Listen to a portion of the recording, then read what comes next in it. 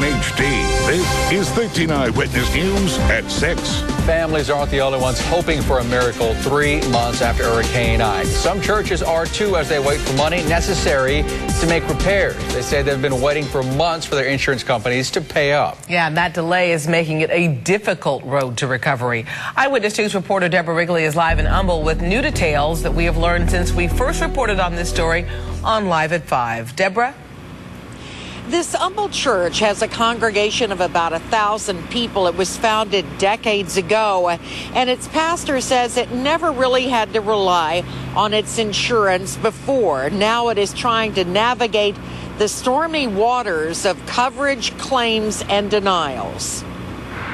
Where a steeple had stood over the Christian Life Center, there is a base in splintered wood, one more casualty of Ike. Since then, water has penetrated the roof, some ceiling tiles are missing, some walls discolored. But one thing the church hasn't seen is an insurance check. Initially, they told us the damage didn't meet the deductible, which that was almost laughable if it wasn't so painful.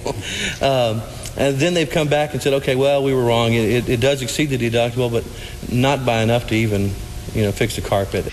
The church continues to hold services, not so at All Nations Church of God in Christ in Missouri City. It's leased space since empty, water damaged, and so far, no insurance reimbursement. A church who has integrity, who have taken care of our responsibility, taken care of people, and to have done us in this capacity is just really unbelievable. The churches aren't alone. To date, the Texas Department of Insurance has received nearly 2,800 complaints against insurers since Ike. 1,219 cases are pending, 1,578 closed. Of those, 537 were justified by the state, returning $8.3 million to consumers. These two churches, though, are tired of waiting.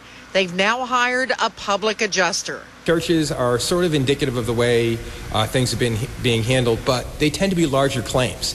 And as claims increase in size, the more that the insurance companies can hold on to that money, the longer, the better off they're going to be. Both churches are trying to avoid taking their insurance carriers to court. Services will be held here on Christmas Day, not so at the church in Missouri City, which remains closed. In Humble, Deborah Wrigley, 13 Eyewitness News.